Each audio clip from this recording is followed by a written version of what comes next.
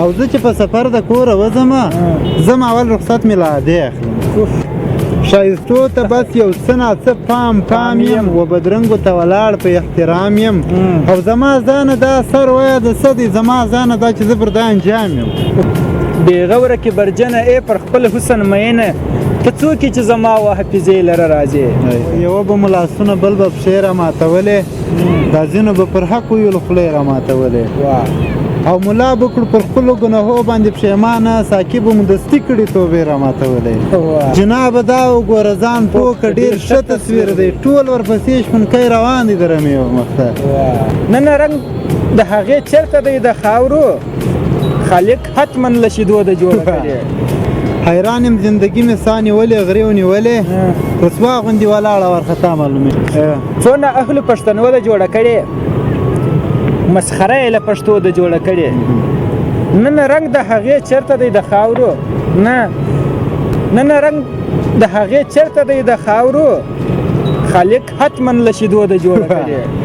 ستا چهره زما د زړه په آینه کې ستا چهره زما د زړه په آینه کې له ازله فرشتو د جوړه کړې جواب راکړئ شپې له ورځې نه جوړېږي جواب راکړئ شپې له ورځې نه جوړېږي که یو ورځ له تورو شپو د جوړه کړې او بس کیسه یې له کیسو د جوړه کړې بهانه یې بیا د راتلو د جوړه کړې د حالاتو د تیارو سره په جنګ کې د حالاتو د تیارو سره په جنګ کې موږ زغره له سینو د جوړه کړې څه انصاف دی څوک خپل رزق ته حیران دي څه انصاف دی څوک خپل رزق ته حیران دی چا کوټه له سپینو سرو د جوړه کړې او د چا بد ته بد مه وایه هنره تا ته ستونزه خپلو شو د جوړه کړې د غزل او مزل پاڼې همداشان د یوټیوب چینل درنو لیدونکو په سلام او مینه مو هرکلی هیله د ښه بیس او د صحت په کالیو کې په نغښتې وایي قدرمنو تاسو ته خو بهتره معلومه ده چې په دې ادبي خپرونه کې موږ له شاعرانو سره د هغو پر شعر شاعري او شخصي ژوند خبرې اترې کوو نن را سره خپرونه کې د دوهم ځل لپاره عتیق الله دینمل صاحب د شعرونه به ترې اورو ژوند به یې پوښتو کوشش کوو چې څو پوښتنې هم ترې وکړو دینمل صاحب په سلام او هرکلی کوم او زموږ په دې ادبي خپرونه کې د دوهم ځل لپاره درته ډېر زیات ښه راغلاست زما هم سلامونه نیکې هیلې احترامات ټکور صاحب تاسو ته د پیج لیدونکو او کتونکو ته ډېر خوښ یم چې د دوهم ځل لپاره مو زه د دې خپرونې او د دې مرکې وړ وبللم او راوبللم ډېره زیاته مننه ډېره مننه راځه دینمل صاحب یو غزل لومړي سر کې درنه اورو بیا که پوښتنه پاته ورته غزل د ټکور صاحب وایي خفه وه مګر بیا به هم په خوله معلومېده عجبه د په شپه د لمر رڼا معلومېده او زموږ په زړو کې ځکه مینې داسې ریښې وکړې زه هم ښه ور معلوم وم ما ته دا معلومېده حیران یم زندګي مې سا نیولې غرې ونیولې رسوا غوندې ولاړه وارخطا معلومېده دا بیت بیا اورو حیران وم زندګي مې سا نیولې غرې ونیولې رسوا غوندې ولاړه وارخطا معلومېده فرهنګ چې د خپلې پښتو واړوئ پر بله دا پرېکړه د جناب اشتباه معلومېده او دینمله څه کیسه وه رنګ الوتې غوندې راغلې دینمله څه کیسه وه رنګ الوتې غوندې راغلې په زړه کې د دوره صدرضا معلومېده یوه به مو لاسونه بل به پښې راماتولې دا ځینو به پر حق ویلو خولې راماتولې او ملا به کړو پر خپلو ګناهو باندې پښیمانه ساقي به مو دستي کړي توبې راماتولې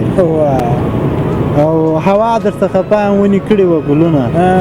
هوا در څخه پایم ونې کړي وه ګلونه تاولې ژړې څانګې د هغې راماتولې او حیران یم چې په دې کې به یې ګټه که تاوان و چې ښکلو به زما د زړه آینې راماتولې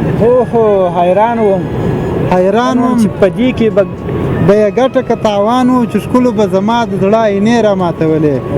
او یو څوک به مو دینمله په سلا و زړه ته راغله یو چا به مو د زړونو دروازې راماتولې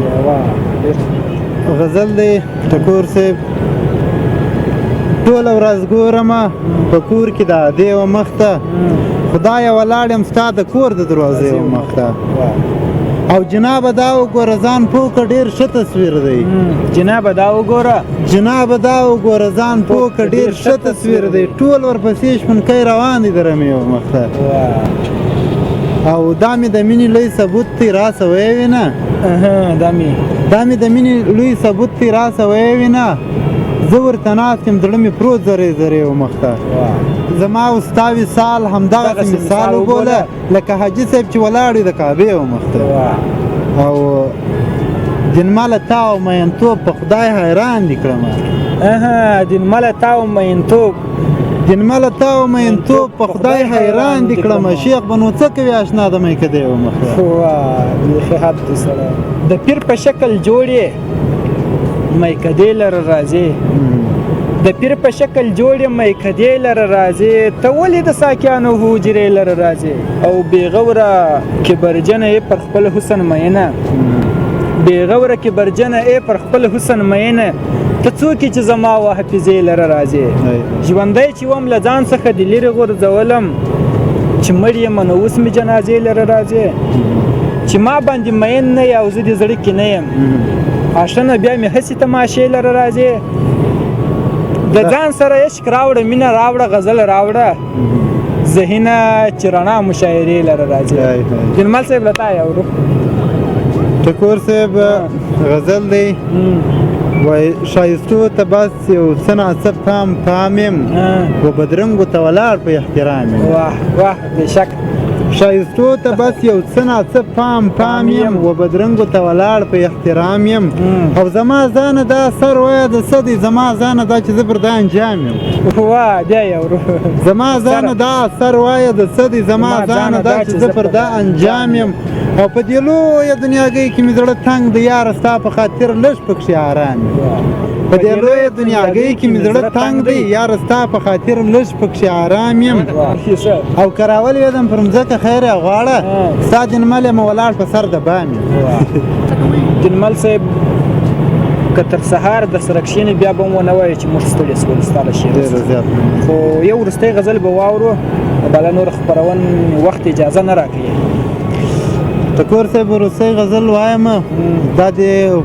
په خاصه توګه کوم مسافر وروڼه چې د دې پیج د لارې زموږ غږ اوري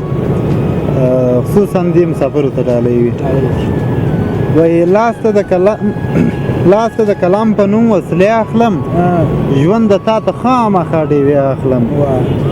او زه چې په سفر د کوره وځمه زه اول رخصت مې له ادې اخلم واه واه واه زه چې په سفر د کوره وځمه